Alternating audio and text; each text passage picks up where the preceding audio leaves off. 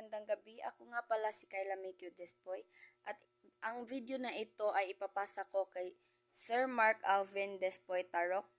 At sa videong ito, aking tatalakayin ang konting impormasyon o pangyayari sa aking buhay. Una ay ang pamilya namin. Kami ay kumpleto pa at sa magkakapatid ako ang bunso at kami ay 6. Ang trabaho ng aking tatay ay construction worker at ang trabaho naman ng aking nanay ay tagapagluto sa Soemca Clover brand. Ang aking magulang ay mapag-alaga at mapagmahal sa aming magkakapatid.